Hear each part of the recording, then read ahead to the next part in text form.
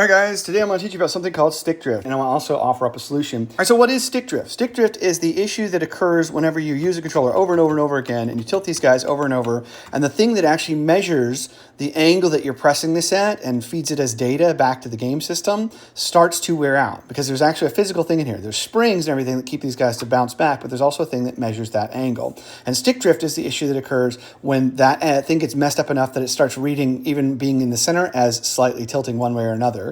And whenever it snaps back, it still reads it as tilted slightly. And you'll see your character walk around funny, or they'll be looking in different directions depending on which stick has the drift or whatever. So what's the solution? Well, if you don't care about anything at all, you just buy a new controller. Whoop, throw this one out, spend another $70, get a new one, right? Or if you don't mind using a non-standard controller, you can get one of these guys made by a special controller company that has better sticks in it, something like Hall Effect sticks.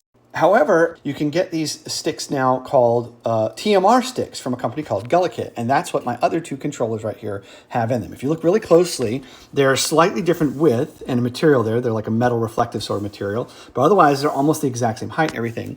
But the really cool thing about these, other than the fact that you can also remove the caps and stuff really easily and take a look at the joystick part underneath, is that they do not get stick drift.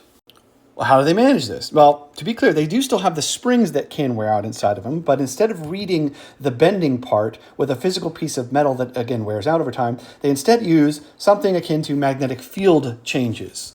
So basically, when the stick tilts any different direction, it gives a unique magnetic sort of field signature that then the device is able to interpret as an angle that it feeds back to the system. But really, the main benefit is that it does not get stick drift. You can buy, though, from pretty much any store that sells electronic stuff. I think I got mine from Amazon months ago. I think they were only like 25 bucks at the time whenever I got them, so I got two kits here. The only part that's kind of challenging is that you do have to be comfortable with micro soldering, which is really hard. I would actually recommend getting a specialty shop to do this. Any company that works on like computer, like motherboards and stuff. If you're in the DFW area, there's basically one guy who does this. And if you want his info, I can probably give it to you. Just send me a private message. But basically, you have to take the controller apart, desolder these sticks from it, then solder the new ones in place and make sure everything's perfectly put back together, which is challenging. But whenever you're done, you've got a set of controllers that then will last you much longer and feel consistent throughout the entire time. The last little thing I did, you notice the caps on this have a certain shape to them. The GullaKit ones do not have that, but you can buy caps on Amazon also as well that then emulate the same feeling as this guy here. So yeah, GullaKit TMR sticks, get them on Amazon. They're not expensive and they make it so you have a controller that lasts a lot longer.